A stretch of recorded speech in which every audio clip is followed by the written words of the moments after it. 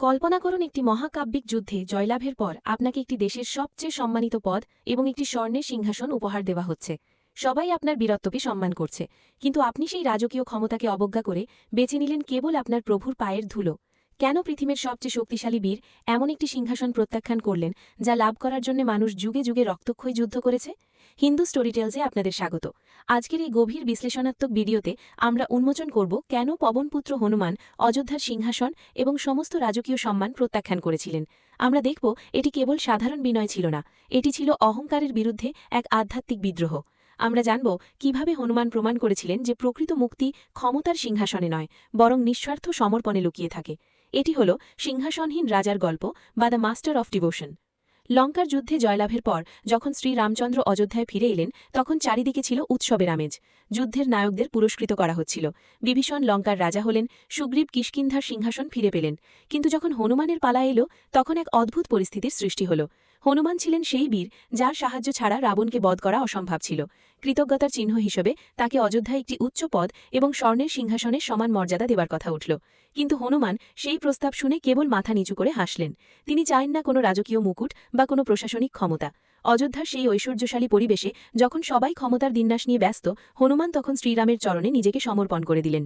তিনি বললেন, প্রভু, যেখানে আপনার নাম নেই, যেখানে আপনার সেবা নেই, সেই সিংহাসন আমার কাছে কেবল একটি বোঝা। হনুমানের এই প্রত্যাখ্যান আসলে পৃথিবীর সমস্ত রাজনৈতিক কাঠামোর বিরুদ্ধে এক নীরব প্রতিবাদ।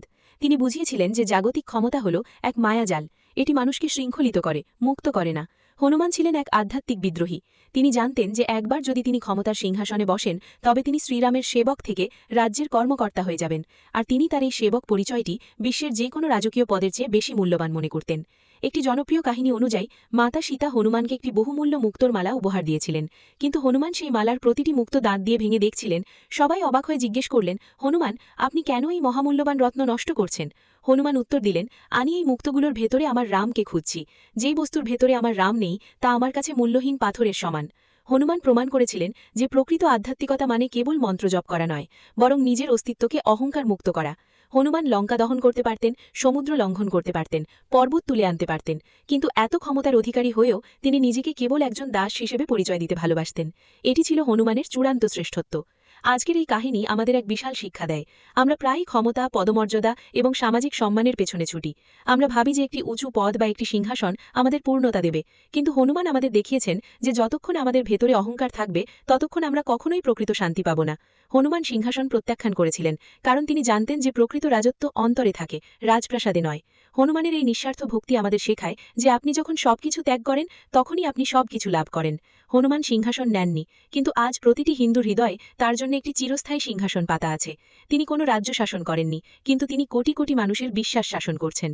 আপনার কি মনে হয় হনুমান কি অযোধ্যার সিংহাসন গ্রহণ করে রামরাজ্য পরিচালনায় আরও বেশি সাহায্য করতে পারতেন, নাকি তার এই নিঃস্বার্থ ভক্তি রামায়ণের সবচেয়ে বড় শিক্ষা? হনুমানের এই অদ্ভুত সিদ্ধান্ত নিয়ে আপনার মতামত আমাদের কমেন্ট বক্সে জানান।